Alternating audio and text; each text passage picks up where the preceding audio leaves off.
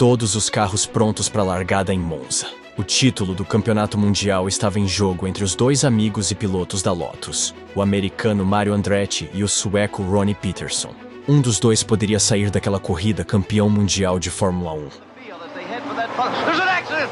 There's a big crash there. It looked like a car in the center of the field. It could have been a black car. It could have been Ronnie Peterson. It's a bad one. It's a big accident. These cars are full of fuel. The beginning of this, there's a driver. It looks like James Hunt running to the car that's burning there.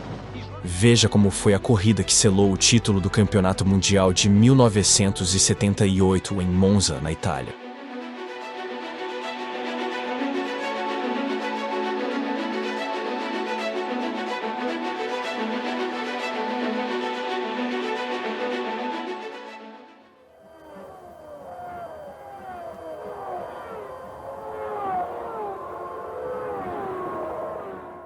O Campeonato Mundial de 1978 teve uma disputa acirrada entre os amigos e companheiros de equipe da Lotus. Foi um ano de domínio absoluto da equipe britânica.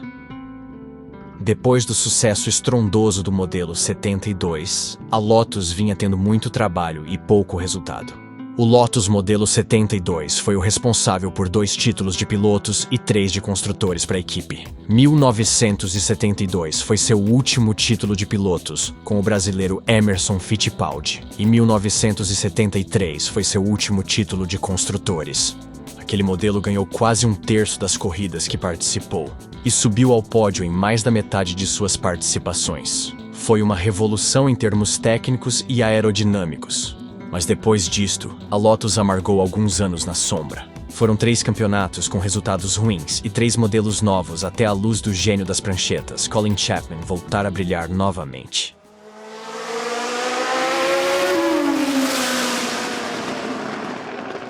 Em 1977, Colin Chapman iniciou mais uma revolução na categoria lançando o Lotus modelo 78.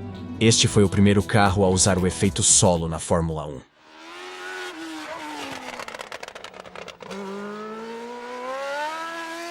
Devido aos péssimos resultados, em 1976, Chapman decidiu que tinha que fazer mudanças radicais em seus projetos. Então, ele começou a desenvolver a ideia do efeito solo.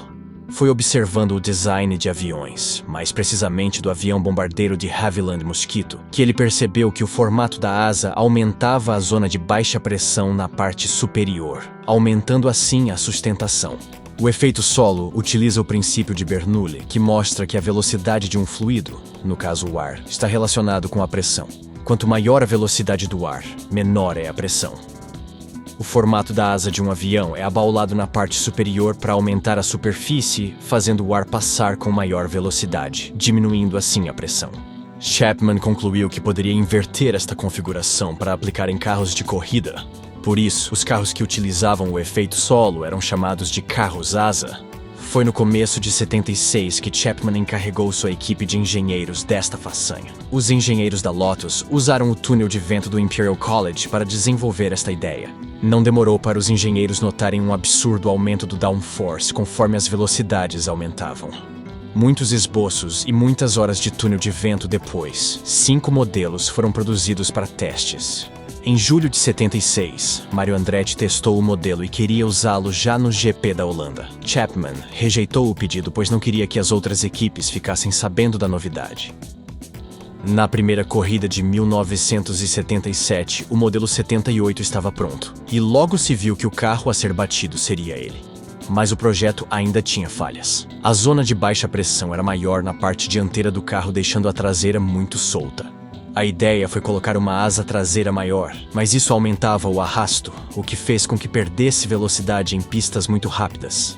A solução veio da Ford, que forneceu as versões em desenvolvimento do Cosworth DFV. Só que essa velocidade a mais veio às custas de confiabilidade.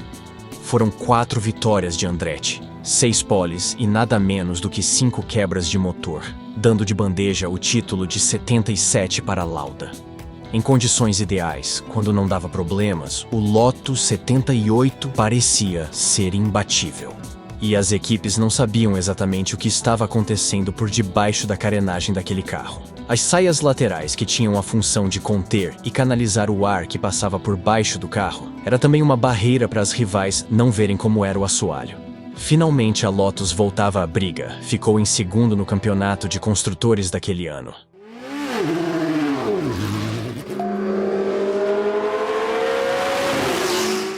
Em 1978 começou, e a Lotus usava o mesmo carro, mas já desenvolvia seu sucessor, o Lotus Modelo 79.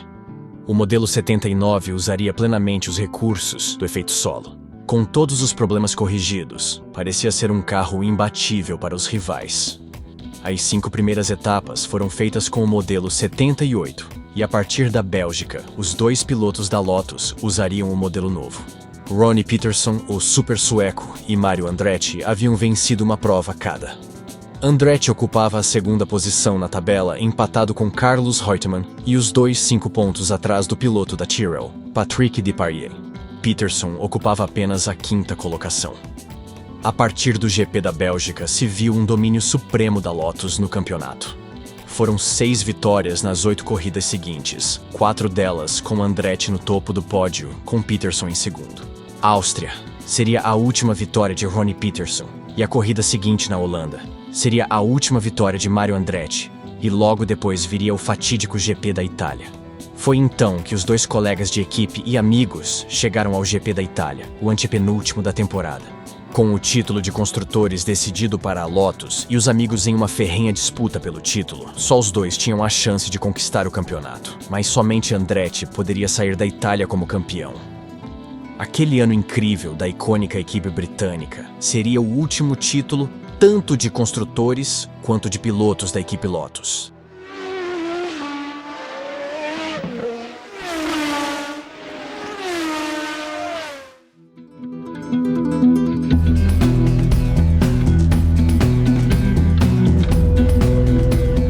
Mario Andretti, uma das maiores lendas da história do automobilismo. Nascido no Reino da Itália, em uma região onde hoje é a Croácia, se naturalizou americano quando seus pais fugiram da guerra procurando refúgio nos Estados Unidos. Estreou na Fórmula 1 em 1968 nos Estados Unidos, na prova de Watkins Glen. Na sua estreia, conquistou a pole e estava na primeira posição quando teve uma falha espontânea no bico de sua Lotus. Já era bicampeão da Indy quando estreou na Fórmula 1. Corria de Fórmula 1 nos GPs não oficiais nos Estados Unidos antes de estrear no Campeonato Mundial. Até 1975, Andretti corria esporadicamente na Fórmula 1. Foi só a partir daquele ano que ele começou a levar a sério e competir em quase todas as etapas do Mundial.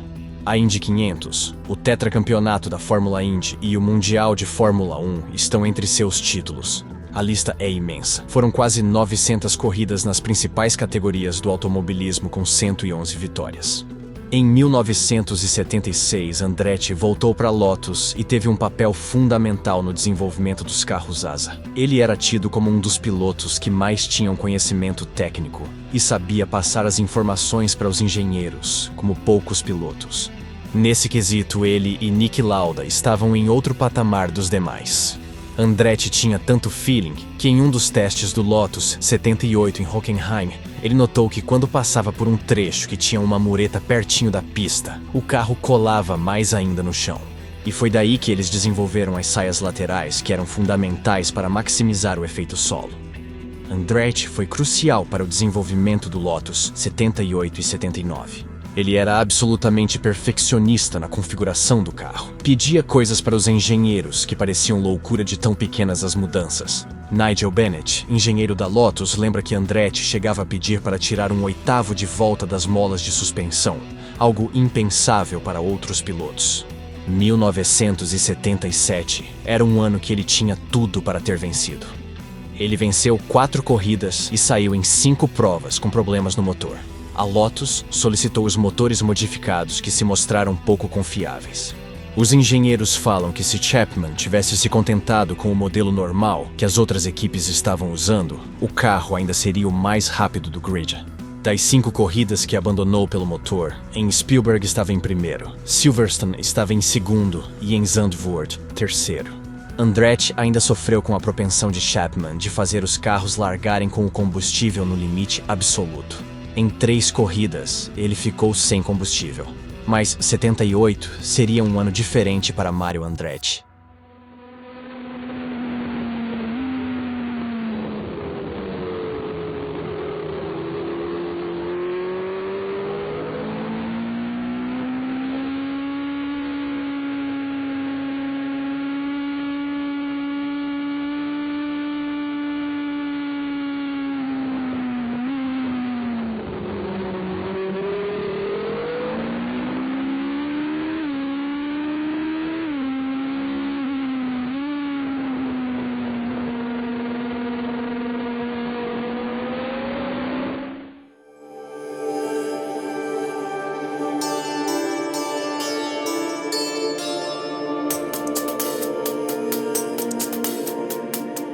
Ronnie Peterson, conhecido como Super Sueco. Um piloto extremamente arrojado, com uma velocidade natural incrível.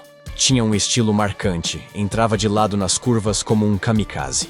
Ele e Gilles Villeneuve tinham muito em comum. Eram pura velocidade e agressividade. Foram dois pilotos que marcaram pelo estilo de pilotagem e não por números. Estreou na Fórmula 1 em 1970 por uma equipe privada que usava carros March. Seu desempenho chamou a atenção da equipe de fábrica e no ano seguinte foi segundo colocado no Mundial. Em 1973, foi companheiro de Emerson Fittipaldi na Lotus. Deu muito trabalho para o então campeão mundial e fez nada menos do que 9 poles e 4 vitórias no ano, terminando a apenas 3 pontos do brasileiro. A sua inconsistência o impediu de ganhar títulos em sua carreira. Era um piloto com muita velocidade, mas incapaz de acertar e desenvolver os carros que guiava. Isso era um motivo de grande frustração para Colin Chapman. Ronnie não conseguia passar para os engenheiros o que sentia dentro do cockpit. Era um piloto que precisava ter um companheiro desenvolvendo o carro junto com a equipe. E nos anos em que teve isto, ele brilhou. Ele brincava nos treinos enquanto Emerson trabalhava no seu acerto. Depois, copiava o acerto e conquistava a pole. Isso deixava Emerson louco. Quando ficou em segundo no campeonato de 71, a March tinha 2 equipes de fábrica com 2 motores diferentes desenvolvendo o mesmo chassi. Eram 6 pilotos envolvidos. Quando foi companheiro de Emerson Fittipaldi, que teve um papel fundamental no desenvolvimento do Lotus 72, também brilhou. Quando foi companheiro de Andretti, que foi a peça-chave para o desenvolvimento dos carros asa, disputou o título também. Andretti tinha sido absolutamente imprescindível no desenvolvimento tanto do Lotus 78 quanto do 79. Por isso, o contrato de Mario Andretti colocava ele como o primeiro piloto, que impossibilitava de Ronnie atacar o americano quando estava atrás. Peterson, Andretti e os engenheiros da equipe eram taxativos quando confrontados com isso. Nunca precisou ordens de equipe para aquela temporada de 1978. Das 4 dobradinhas que os dois fizeram, uma foi com uma diferença de 20 segundos, outra de 10 segundos, e somente 2, Ronnie tinha ritmo para brigar com Andretti. Foram 8 poles de Andretti contra 3 de Peterson, e a disputa seria definida dia 10 de setembro em Monza, no GP da Itália.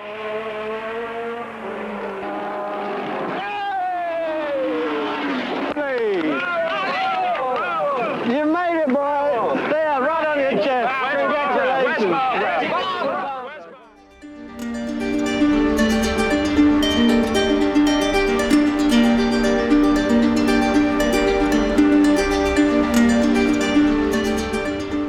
Chegava a semana da corrida no Templo da Velocidade. As sessões de treinos foram sexta e sábado. Sexta de manhã e de tarde contavam para a classificação. Sábado de manhã, um treino livre para as equipes se concentrarem na configuração de corrida. E sábado à tarde, o último treino de classificação. Rapidamente, Andretti baixou o tempo do ano anterior, que pertencia a James Hunt. O treino da tarde foi mais lento, com muitas equipes recuperando seus carros danificados e motores quebrados que a exigente pista velocíssima infligia aos carros. Sexta-feira, o americano dominou a primeira posição, com o canadense Gilles Villeneuve, da Ferrari andando no mesmo ritmo, ficando com a segunda posição. As equipes passaram a noite acertando seus carros e trocando motores. Na manhã de sábado foi a mesma coisa. Muitos motores fundidos e carros quebrados, colocando muitos pilotos em seus carros reserva para o treino classificatório final. Na tarde de sábado, Andretti reinou supremo em Monza. Na maior parte do treino, não tinha outro concorrente sequer conseguindo bater o tempo do ano anterior, com a torcida italiana tendo que se contentar com o show solo do ítalo-americano Mario Andretti. Só no finalzinho do treino, os tifosi conseguiram respirar aliviados quando Gilles superou a Renault de Jean-Pierre Jabouille.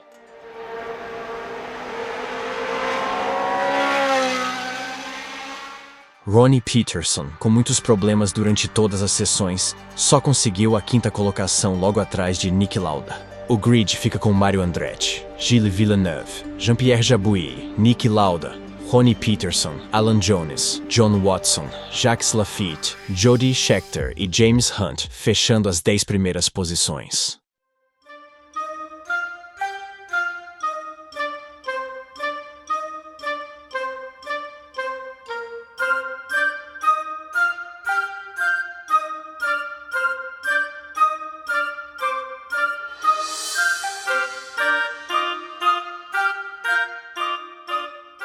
Você acha que o canal merece crescer?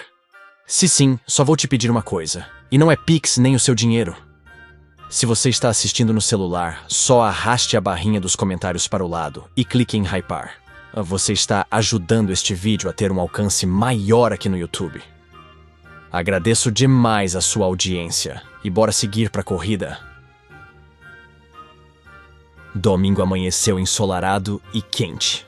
A corrida estava marcada para as 3:30 da tarde. No warm-up da manhã, Ronnie Peterson teve uma falha nos freios na chicane della Roggia e bateu forte, destruindo seu Lotus 79.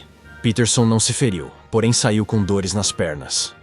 Como o carro reserva era configurado para Andretti, Peterson não se sentiu bem no apertado cockpit do americano, e só lhe restou andar com o modelo 78, o carro com o qual tinha feito os treinos de sexta por problemas no seu 79. Chegava a hora da largada e os carros se encaminhavam para alinhar no grid.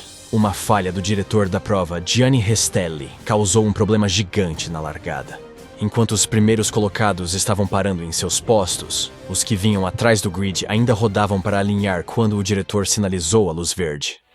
Chamamos a sua atenção que Mario Andretti poderá conquistar hoje o título mundial da temporada por antecipação, mesmo faltando 2 grandes prêmios, do Canadá e Estados Unidos.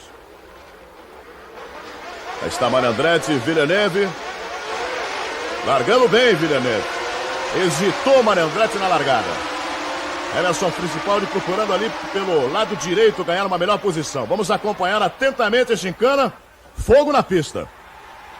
Mas alguns metros adiante, os carros simplesmente se embolaram com os de trás vindo muito mais rápidos por largarem praticamente em movimento. Chegando na chicane del Retifilo, o pelotão estava muito comprimido, com colunas de até 5 carros lado a lado. Riccardo Patrese, da Arrows, veio com muita velocidade e teve um toque com James Hunt. Hunt acabou batendo em Ronnie Peterson, que foi jogado contra o guardrail. Peterson bateu bem de frente e seu carro explodiu em chamas. Um pneu voando pegou na cabeça de Vittorio Brambilla da Surtees. Patrick Depailler, Didier Pironi, Carlos Reutemann, Clay Regazzoni, Brett Lunger e Hans Stuck também se envolveram no acidente. Foi um verdadeiro caos naquele começo de prova em Monza. Era uma cena de guerra. Hunt, Regazzoni e Depailler correram em socorro de Peterson e tiraram o sueco de dentro do carro e de perto das chamas. Os pilotos logo viram que as pernas de Peterson estavam em péssimas condições, e Hunt fez de tudo para desviar a atenção do sueco para ele não olhar para elas. A maior preocupação, no entanto, era com o piloto monzense Vittorio Brambilla, que estava inconsciente dentro de seu carro. Os bombeiros foram rápidos e logo apagaram o fogo. Brambilla, Peterson e outros feridos foram levados de ambulância para o hospital. Hans Stuck também tinha sido atingido por uma roda, mas se negou a ir para o hospital. Pelo menos aceitou a recomendação do Dr. Sid Watkins de não participar da corrida. Na avaliação de todos ali, ninguém corria risco de vida apesar dos ferimentos nas pernas de Peterson terem sido enormes. Brambilla teve uma fratura no crânio e foi colocado em coma induzido, mas se recuperou e voltou à Fórmula 1 um ano depois. Peterson chegou ao hospital e foram identificadas 27 fraturas nas pernas e pés. Seu pé direito foi esmagado no impacto e corria risco de amputação. As discussões entre os médicos foram muitas sobre o que fazer, e o próprio Peterson participou das discussões. Então decidiram que ele ficaria ali no Grande Ospedale Metropolitano di Guarda, em Milão. O Dr. Sid Watkins participou da cirurgia que durou 2 horas e meia, e no final da noite, os médicos anunciaram em uma coletiva de imprensa que Ronnie Peterson não corria risco de morte, e que em alguns meses estaria caminhando novamente. Colin Chapman avisou por telefone a esposa de Peterson, que viajou a noite toda para chegar no hospital em Milão na manhã seguinte. Na madrugada, a situação de Peterson se complicou, tendo que ser colocado em ventilação mecânica. Ronnie desenvolveu uma embolia gordurosa devido à gordura de sua medula óssea ter entrado na corrente sanguínea. Sua condição piorou rapidamente. Teve falência renal e foi declarado morto pouco depois das 9 da manhã. Emerson Fittipaldi, um grande amigo de Ronnie, foi o primeiro a saber das condições de Peterson. Simplesmente não consigo acreditar. Fomos amigos por tantos anos e agora ele se foi. Correr vai mudar muita coisa para mim. Ele foi um dos maiores pilotos e ninguém vai substituí-lo. E ele que deu a notícia a Colin Chapman e a Mario Andretti. A esposa de Ronnie, Barbara, estava chegando ao hospital e esperava ver seu marido em plena recuperação. Lá, ela encontrou imediatamente com Emerson e sua esposa, Maria Helena, que eram grandes amigas, e ficou sabendo do desfecho. Barbro nunca se recuperou da perda de Ronnie. Casou-se com o piloto John Watson anos depois e em 1987 tirou a própria vida por conta da depressão que nunca superou depois da perda de Ronnie. Ela foi enterrada juntamente com a família Peterson. Peterson era um herói na Suécia, principalmente entre os mais novos, e na segunda-feira as pessoas no país choravam como se tivessem perdido um ente querido. A justiça italiana indiciou Riccardo Patrese e o diretor de prova Gianni Restelli por homicídio culposo pela fatalidade, mas ambos foram absolvidos em 1982.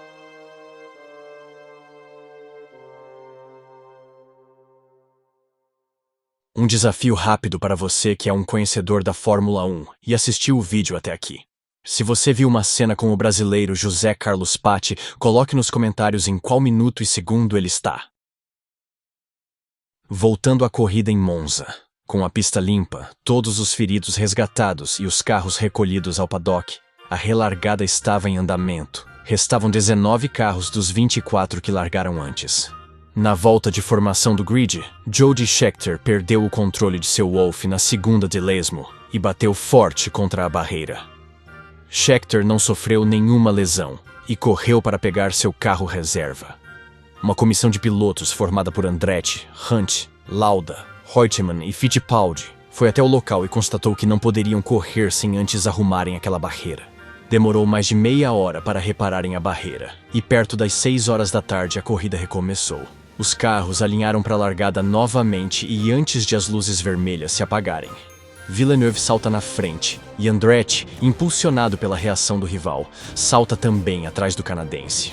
As atenções estavam voltadas para aquela disputa pelo primeiro lugar. Um pouco mais de calma os pilotos naquele ponto do circuito. Está indo em direção à chicana. No final da primeira volta, os dois apontam lado a lado na curva parabólica com a multidão italiana, empurrando com gritos o canadense. Até a 8ª volta, a batalha entre os dois foi feroz, com Andretti investindo e o canadense resistindo com todas as forças. Os dois se distanciavam do resto do grid muito rapidamente. Abrindo, tentando ultrapassar o canadense Villeneuve. Villeneuve encostando. Vamos ver na entrada da chicana. Villeneuve não permitiu, não.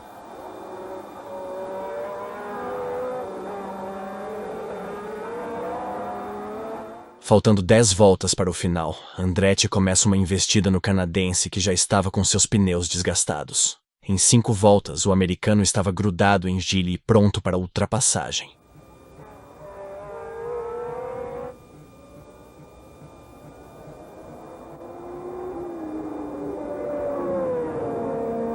Na saída da parabólica, Andretti concretiza a ultrapassagem e segura como pode sua liderança. Ao final de 40 voltas, o sol começava a se pôr, e a corrida de 52 voltas foi interrompida com Andretti passando na frente de Villeneuve.